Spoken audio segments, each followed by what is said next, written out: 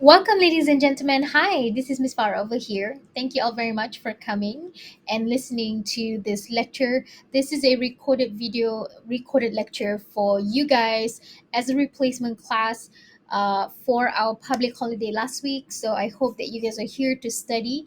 In case if you guys are very tired and if you like to have a break, all you have to do is just click pause over here and then go and do your thing and then come back and watch back again on the recording. All right, thank you guys for coming. I really appreciate everyone here for spending your time listening to my lecture for today. So let's get started. Now, ladies and gentlemen, welcome back to ENL 2210. This is English Studies. My name is Wanafar and I'm your instructor for the course, as you guys probably would have known. So what we are going to do today is we are looking at sentence skills today. Now, before we get started with the class for today, I just would like to see whether or not any of you guys understand or actually knew any of the answers to the questions here. So, what I want everyone here to do is that I want you guys to pause this video and I want you to have a look at these four wonderful sentences that we have here. So, I want you guys to observe or to answer these two questions, only two questions. Number one, do you think that the question one, two, three, and four is grammatically correct or not? Now, I want you guys to have a look at these sentences, all right? And I want you to evaluate based on your own grammar knowledge, what you know, all right? Tell me if these sentences are grammatically correct or not. Right? Now, the second question, if you notice or if you know if there is any grammar errors that are evident in these sentences, I want you to try and do and see where the problems are. Okay? So I want everyone here to pause this video, please pause this video and start thinking whether or not these sentences are grammatically correct or not. I want you to take out your book, take out a piece of paper, whatever that you have, your stationery, and I want you to observe the sentences here and start thinking. Do not worry if you got the answers wrong because we haven't learned about this, and I'm hoping that at the end of the lesson, probably we will revisit again on these questions, and hopefully everybody here would eventually know if these sentences are grammatically correct or not. I think I'll be explaining to you guys in a bit as well. All right, so all you have to do is just pause this video, take your time, and then start looking whether or not these sentences are grammatically correct. And if you know if these sentences are not good or grammatically incorrect, can you try to circle probably the issues or the problem of these sentences? Okay, I'm gonna wait for you. Not too long though. Okay. All right, so I assume that everyone here, you have paused the video. If you need more time, please go back again a few seconds, and then I want you guys to pause the video rather than hearing me explaining on these things, rather than hearing me explaining on these sentences here. I want you guys to try and do it yourself first. Okay? So, ladies and gentlemen, what we're looking at today are into these things. Okay, so if any of you guys would probably made a wild guess for the sentences here, I want you guys to try and check. All right, try and check whether or not if your answers to those questions earlier are grammatically correct or not. So I'm gonna give you guys a moment for you to observe the questions here, and then later, which will be in a second, we will be talking about three different types of sentence errors that a lot of students do, which are number one, run-on, number two, fragmented or fragments, and number three would be comma splice. All right. Okay, so you guys do not have to worry if you do not know any of these things, because again, we haven't learned about this. I'm hoping by learning on these errors, eventually you will become more aware on the what not to do. So what we're going to do now is that we are doing a bit of a reverse psychology here. So we're teaching you guys these sentence errors that a lot of students do, so that you guys do not do it, and then don't do it so that you can actually become a bit more aware on these errors and try to avoid these issues. All right, so I'm not going to talk a lot on this because we haven't learned, and I'm hoping at the end of the lesson you guys probably would come back and revisit again at this particular table here, and you guys can hopefully be able to understand the errors and the problems that they are in the table here. Okay, now ladies and gentlemen, I would like to open our class today with the first type of sentence, simply because we have learned on this. Okay, so remember when we learn about sentence structure, when we learn about types of sentences, you guys probably would have noticed that the formula to write a grammatically correct sentence, and I'm talking about the active voice. All right, so the formula to writing a simple sentence, sorry, I was thinking about other things, are three. Can you tell me what it is? It's subject, verb, object slash an idea. Okay, so fragments is when one of these components is missing. We shall also be looking at other things as well, other instances that could make a sentence fragmented. Okay, so in order for us to understand what a fragment is, okay, now a fragment is also known as incomplete sentence. Now, probably some of you guys would have noticed that I have mentioned this in class before. Okay, fragment means incomplete sentence.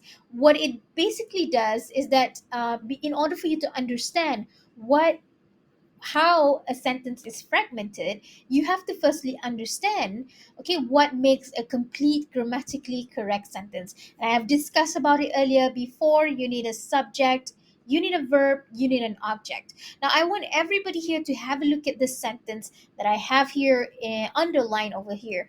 And as you guys probably would have guessed, okay, so in order for us to know which one is which, I have taught you guys my go-to formula is just basically to find the main verb.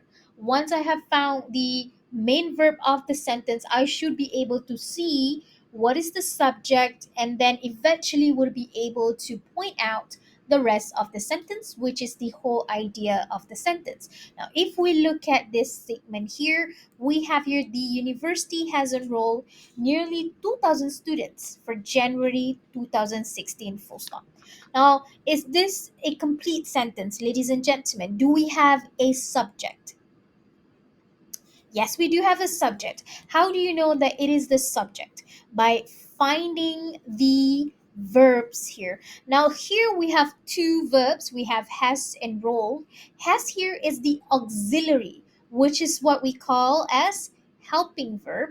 Now, what does an auxiliary verb does? It basically suggests to people the tenses. Okay, the time, okay, and then here enrolled is the main verb. Okay, it's showing the action, okay, of the whole sentence. Now, the subject here is obviously anything that comes before it, so we take it the university as the subject. Okay, nearly 2,000 students for January is essentially the whole idea of the sentence. All right. Okay, so we know that the sentence is grammatically correct because number one, it has a complete meaning.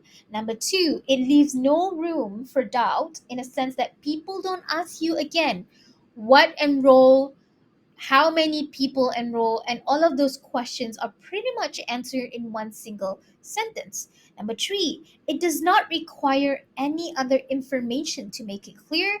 And most importantly, it outlines a subject, verb, and also one complete idea about the whole sentence. So basically, we can see that this sentence is grammatically correct because it has the three components of the formula that I taught you guys before. Now, I want to introduce you guys to another problem that might happen, and I want to see whether or not you're able to point out if the sentence is grammatically correct or not. Now, we have here another sentence that is almost similar, but I'm putting in some other extra words in the beginning. So if you look at it, we are talking about the sentence here. I think the university has enrolled nearly 2,000 students for January 2016. So now I want to ask you guys if this sentence is grammatically correct or not. Yes. So this is grammatically correct. Why is it so? Because I think here is not a subordinate conjunction or subordinating words. Rather, it's trying to express one's opinion about it. So I think the university has enrolled nearly 2,000 students for January 2016 is one grammatically correct sentence. However, what happens if we add another type of words like this subordinating conjunction while here?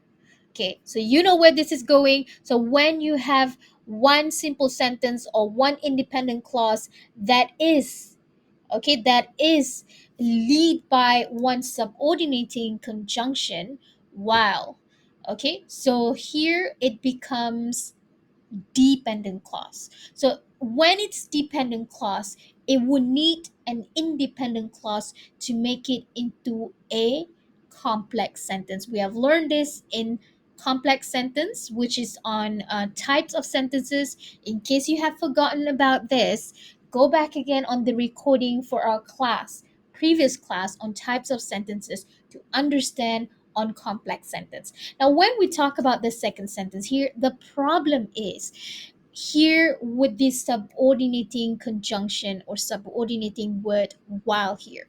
Now, what it basically teach you here by looking at these two examples are that, when you have other sentences or other words like I think, it could make it into one complete sentence. But if you have a different words like subordinating conjunction or subordinating words, it can make the sentence become a dependent clause, which means it's incomplete. When it is incomplete, it means that it is fragmented. Okay? So, fragments or sentence fragments can happen if number one, the sentence does not have a clear subject verb relationship. Number two, when the sentence is missing an essential verb that make it whole. And number three, when a sentence is subordinated to another sentence. So these are the three instances that could lead to fragments or incomplete sentences. Now let's take a look at the first incidence or the first occurrence first. Now we have here when the sentence does not have a clear subject verb relationship, by all means that you are missing one of the three components, okay, especially in the subject and also the verb, it can make it incomplete sentence. I want you guys to have a look at the first sentence here. Befriending new students in the course of our studies. What is missing? Go back again on the formula of subject, verb, object. What is missing, guys? It's missing the subject. So here we know, and we have to ask yourself, or we have to ask the person who's telling the or using the sentence here. We're gonna ask them like, who is befriending new students? Okay, so what's missing in the first one or the first example here is the subject. Now, I want everybody here to observe the second sentence here. We have Laksa on display at the Love. So I assume here Love is the name of a cafe. I have no idea. So I assume it is this. Okay, so what is missing from here? Can we have a look again on the subject, verb, object slash idea formula? What is missing, guys? It's missing the verb. Okay, so the stative verb laksa is on display at the love. Okay, so when you are missing any of the components here, it could make it or it could lead to fragments. Okay, now the second thing or the second instance in which you can have a fragmented sentence is when you are missing an essential verb to make it a whole. Now, I mentioned before that some verbs does come in pairs, one auxiliary and one main verb. Some verbs only have the stative verb, just like this one. Okay, laksa is on display. So what is needed here is only one single stative verb.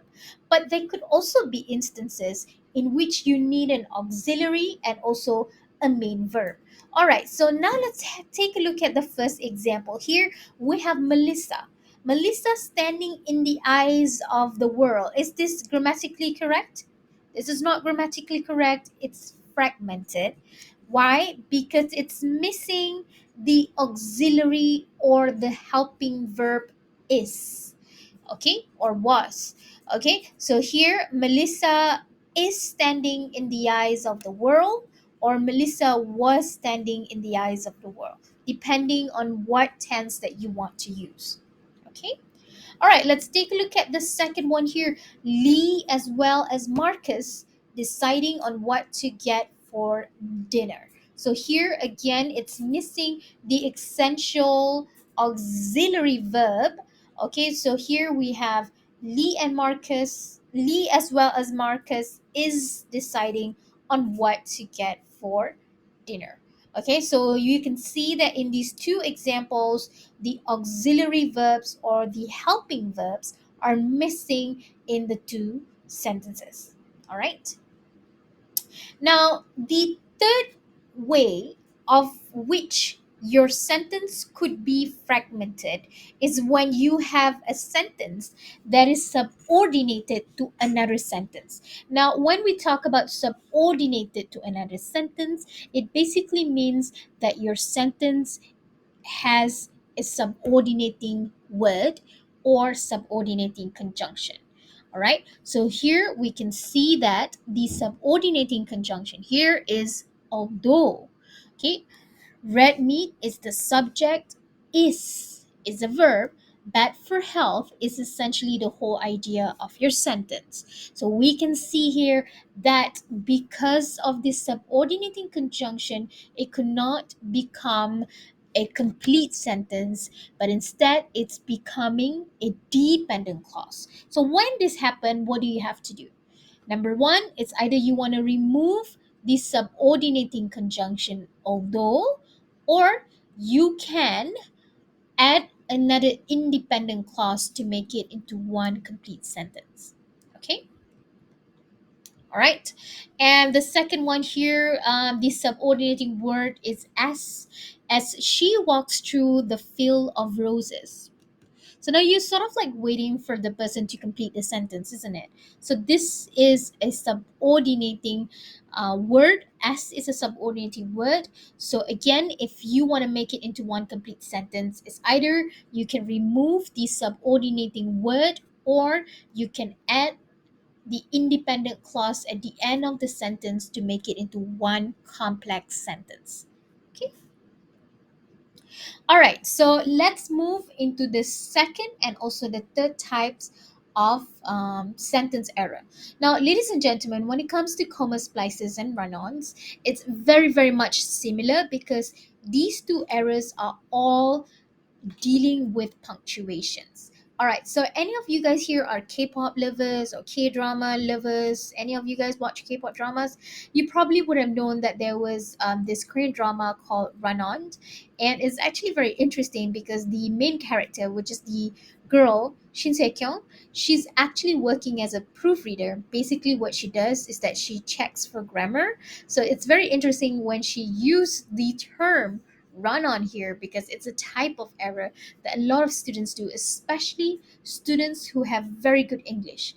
Now, normally, typically, students who have good English, they wouldn't notice on run-ons because this is like a very minor thing that involves punctuation, and especially a lot of native speakers, they often overlooked on run-ons. So in today's lesson, we shall be looking at comma splices and also run-ons, and after learning about this, I'm hoping that you guys should avoid making all of these because these are very, very frequent. And all you have to do is just change your punctuation.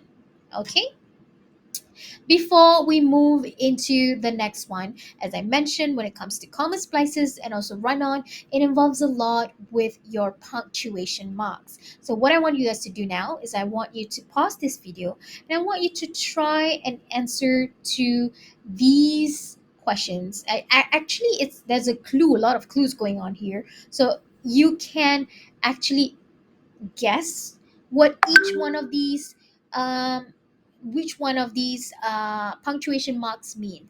Okay, so try and pause this video and try to do this yourself and to see whether or not you know the names of these punctuation marks. Okay,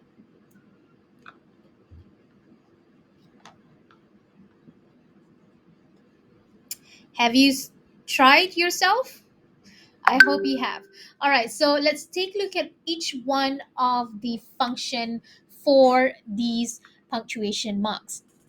Now, ladies and gentlemen, a lot of students, they do not know that for each one of the punctuation marks, it does serve very, very big role in writing sentences. Now, the first thing that a lot of students often forgot to do, especially in their essay, is actually to put a full stop.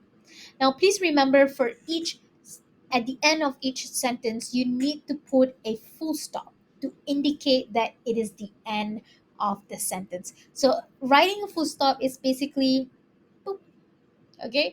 Or sometimes we call it as period, okay? Now, the second thing that a lot of students do forgot the name is actually comma. Now, comma is where you have a lot of objects or subjects in your sentence and you would like to list it down. So you want to say, I went to the groceries to buy oranges, apples, and coconuts. Okay, so when you want to separate the items in your sentence, you have to put a comma. All right, moving on, we have here a colon. So basically, a colon is when you have a double full stop or a double period there, and it's basically being used when you want to have a list. Okay. And next we have a semicolon. So basically you guys have learned about independent clause. It should consist of subject, verb, object, slash an idea. So basically the role of a semicolon is just to join independent clauses. So basically full stop and semicolon does have the same function. Okay, if you want to combine two sentences, two simple sentences, excuse me, you can do so by using either you want to use full stop or you can use using your semicolon.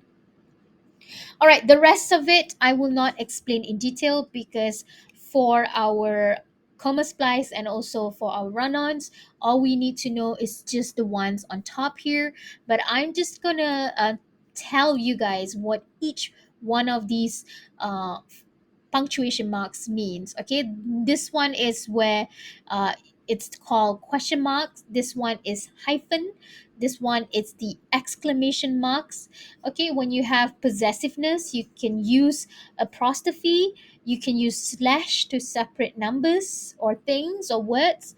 You need to use quotation marks if you want to quote someone or you want to say that somebody has said something. The next one we have here round bracket to indicate some extra additional information that you want to put. And finally, we have ellipsis. Okay.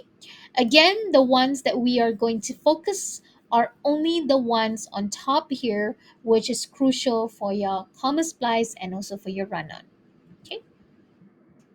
Now, let's firstly talk about run-ons. Now, when I teach on run-on, I often tell my students it's like having a train that pass, in front of you. If you take KTM or if you take LRT before, you have taken bullet train, for example, and the train just runs in front of you without stopping. So basically, that is how I remember run-on. They just run in front of you, just pass through you. It's when you are supposed to have a full stop or you're supposed to stop there, but you don't stop it there. Okay, so this happens when two independent clauses are joined together with a sentence without a proper punctuation or conjunction. Let me give you an example here. We bought nails. We bought a hammer. We subject. Bought verb, nails object. So this one, you should be putting a full stop here, and then you should be capitalizing the first letter of the word we. Bought a hammer. We subject, bought verb, a hammer is another object. So here we have two independent clause, and you're supposed to have conjunctions here, or even you can put a proper punctuation like a full stop or a semicolon here, but you didn't put it there. So what happens? It's a type of error that we call as run-on. Okay, so remember run-ons, this is plural, so it's supposed to be run-on. Okay, so how do you improve on this? So for run-ons and also for comma splices, basically you can use the same remedies, which I will be explaining in a bit.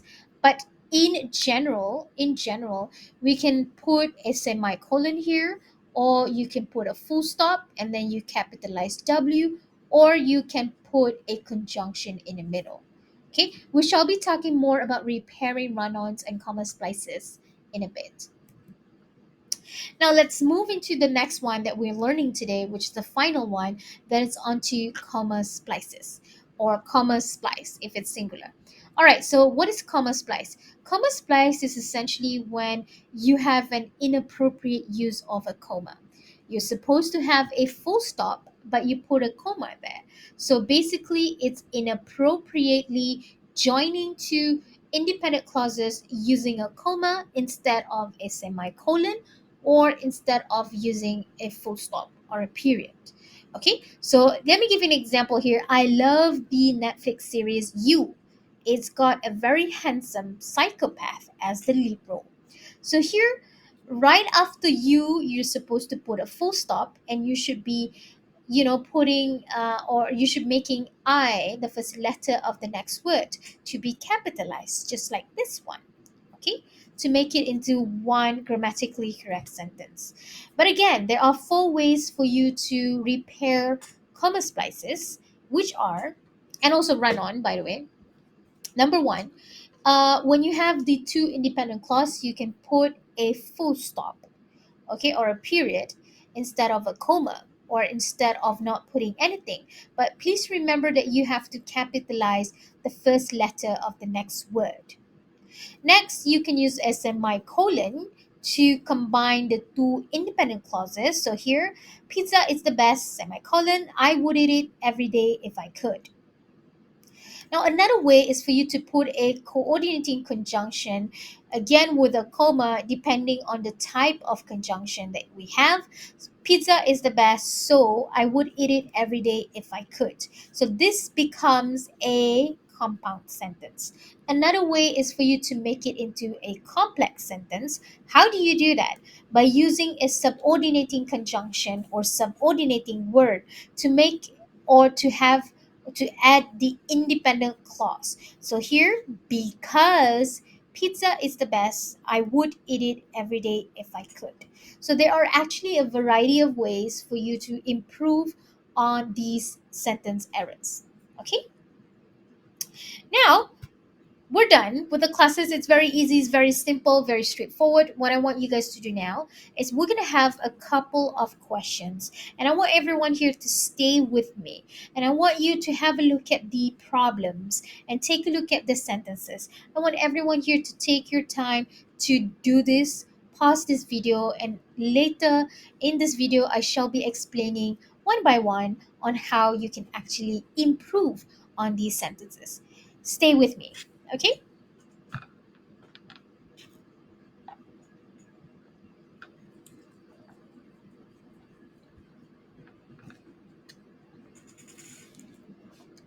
Okay, guys, I hope you guys have your book in front of you, and I hope you are pausing this video and you're doing these, identifying whether or not the sentences are grammatically correct or not.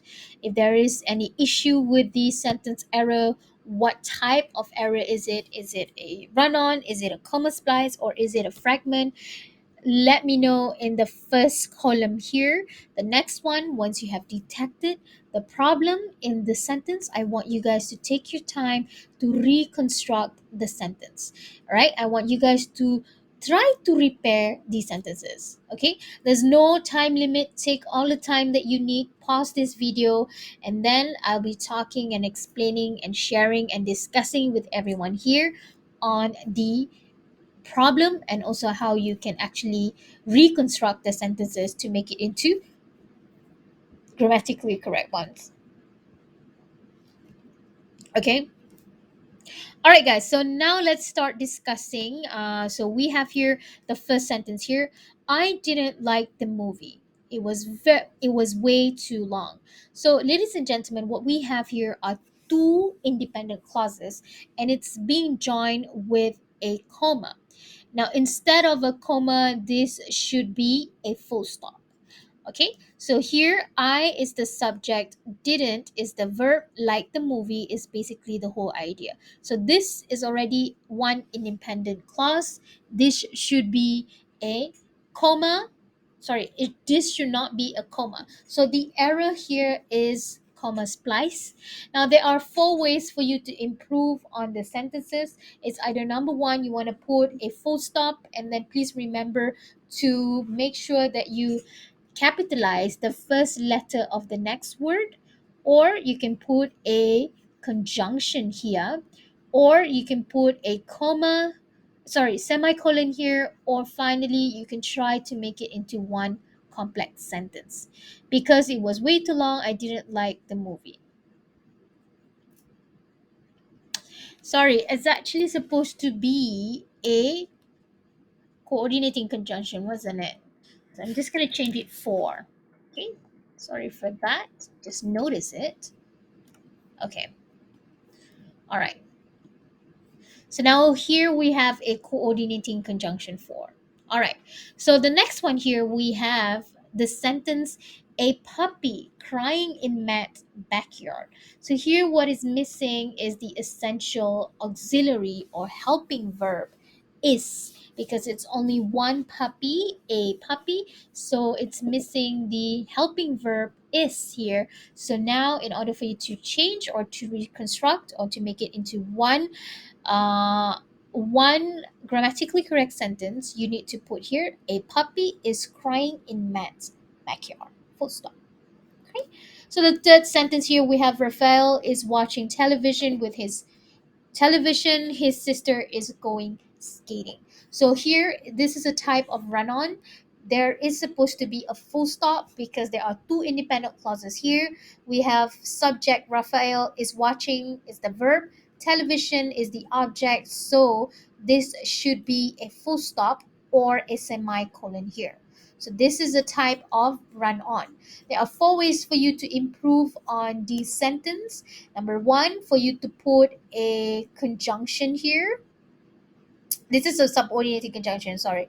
Raphael is watching television. Okay, so here this is a complex sentence. Raphael is watching television while his sister is going skating. This is a complex sentence. All right, so the next one, Raphael is watching television, full stop. H supposed to be capitalized. His sister is going skating. So the next one is for you to put a semicolon here, and finally, you can put or to make a compound sentence by putting a comma before but. All right. So let's move into question number four now. Leo can't play outside. Today is raining. So here it's supposed to be a semicolon here. All right, this is a type of a run-on. There are four ways for you to do it. Number one, put a full stop and capitalize the first letter of the next word, or you can put a conjunction here. I keep putting because. What is my problem? Okay, so we want to make into one compound sentence instead of a complex one. So I'm going to change because to for, because for and because does serve almost the same role. Okay, it does have the same role. So I'm just gonna, forgive me, guys. Okay, so Leo can't play outside for today if, oh, sorry, it's supposed to be here.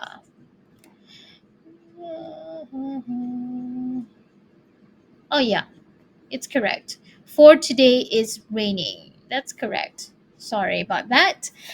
The next one is for you to make a complex sentence by putting in a subordinating word since here.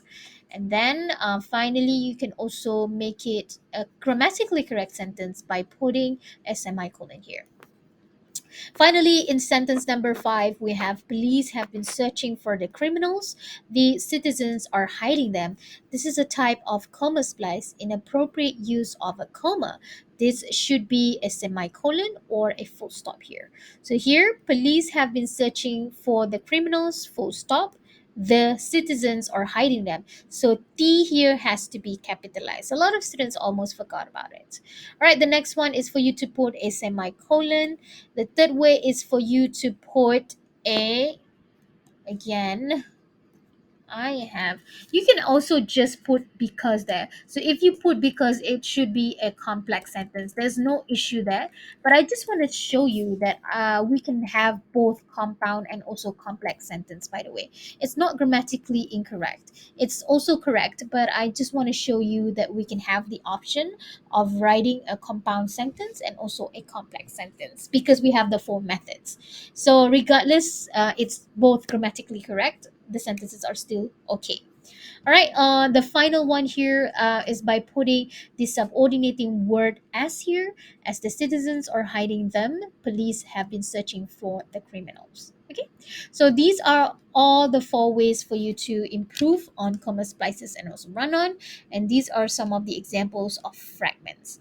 And by learning on these three different types of sentence errors, I'm hoping that everybody here would become more aware when you're writing your essays. All right, guys, thank you all very much for joining me in the session today. I hope to see you guys in class. Bye, guys. Have a good day. Bye.